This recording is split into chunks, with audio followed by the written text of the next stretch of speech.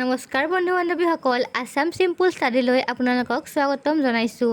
আপোনালোকৰ আগন্তুক পৰীক্ষাত সহায় হোৱাকৈ ভিডিঅ'বোৰ প্ৰস্তুত কৰা হৈছে। অনুগ্ৰহ কৰি আমাৰ চেনেলটি সাবস্ক্ৰাইব কৰি ৰাখিব। আজিৰ প্ৰথম প্ৰশ্নটো হৈছে অসমৰ প্ৰথম চাহ গৱেষণা কেন্দ্ৰটোৰ নাম কি? ইয়াৰ উত্তৰটো হৈছে টুকলাই চাহ গৱেষণা প্ৰতিষ্ঠান।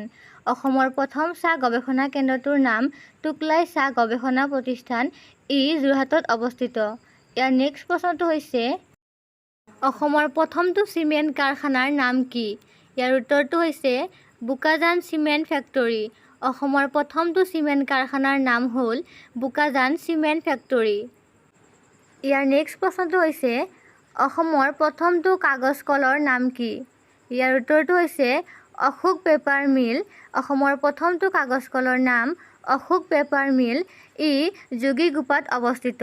ইয়াৰ নেক্সট প্ৰশ্নটো হৈছে অসমৰ প্ৰথম ছপাশালখনৰ নাম কি? ইয়াৰ উত্তৰটো হৈছে মিছন প্ৰেছ। অসমৰ প্ৰথম ছপাশালখনৰ নাম হৈছে মিছন প্ৰেছ। ই শিৱসাগৰত অৱস্থিত। এইখিনিতে এটা কথা কওঁ আপোনালোকক, যদি আমাৰ চেনেলটি ছাবস্ক্ৰাইব কৰা নাই ছাবস্ক্ৰাইব কৰি ল'ব। ইয়াৰ নেক্সট প্ৰশ্নটো হৈছে অসমৰ প্ৰথমখন বিশ্ববিদ্যালয়ৰ নাম কি? ইয়াৰ উত্তৰটো হৈছে গুৱাহাটী বিশ্ববিদ্যালয়। অসমৰ প্ৰথমখন বিশ্ববিদ্যালয় গুৱাহাটী বিশ্ববিদ্যালয়। ইয়াক 1948 চনত স্থাপন কৰা হৈছিল। ইয়াৰ নেক্সট প্ৰশ্নটো হৈছে অসমত প্ৰথম খাৰুৱা তেলৰ সন্ধান ক'ত পোৱা গৈছিল? ইয়াৰ উত্তৰটো হৈছে বুঢ়ীদিহিং নৈৰ পাৰত। অসমত প্ৰথম খাৰুৱা তেলৰ সন্ধান বুঢ়ীদিহিং নৈৰ পাৰত পোৱা গৈছিল। ইয়াৰ নেক্সট প্ৰশ্নটো হৈছে অসমৰ প্ৰথম চিকিৎসা মহাবিদ্যালয়খনৰ নাম কি? ইয়াৰ উত্তৰটো হৈছে অসম চিকিৎসা মহাবিদ্যালয়। অসমৰ প্ৰথম চিকিৎসা মহাবিদ্যালয়খনৰ নাম অসম চিকিৎসা মহাবিদ্যালয়। ই ডিব্ৰুগড়ত অৱস্থিত। ইয়াৰ নেক্সট প্ৰশ্নটো হৈছে অসমৰ প্ৰথম লোক আদালতখনৰ নাম কি? ইয়াৰ উত্তৰটো হৈছে হাজো। অসমৰ প্ৰথম লোক আদালতখনৰ নাম হাজো।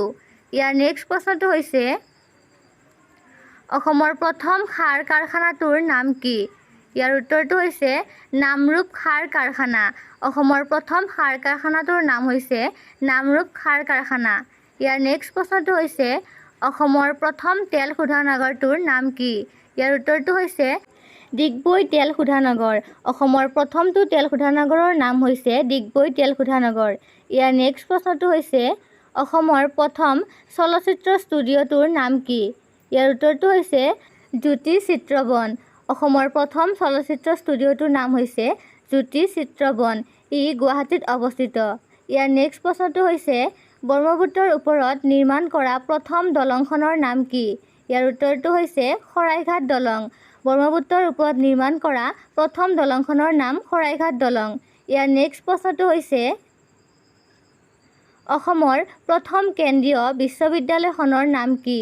ইয়াৰ উত্তৰটো হৈছে অসম বিশ্ববিদ্যালয়।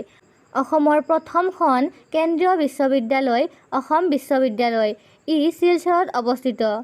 আজিৰ শেষৰ প্ৰশ্নটো হৈছে ব্ৰহ্মপুত্ৰৰ ওপৰত নিৰ্মিত প্ৰথম ৰেলপথযুক্ত দলংখনৰ নাম কি? ইয়াৰ উত্তৰটো হৈছে শৰাইঘাট দলং। ব্ৰহ্মপুত্ৰৰ ওপৰত নিৰ্মিত প্ৰথমখন ৰেলপথযুক্ত দলঙৰ নাম হৈছে শৰাইঘাট দলং।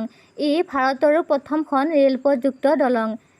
বন্ধু বান্ধৱীসকল, যদি আমাৰ ভিডিঅ'টো চাই ভাল লাগিল আমাৰ চেনেলটি ছাবস্ক্ৰাইব কৰিব, লাইক কৰিব, কমেণ্ট কৰিব আৰু বন্ধু বান্ধৱীসকলৰ সৈতে শ্বেয়াৰ কৰিবলৈ নাপাহৰিব। ধন্যবাদ।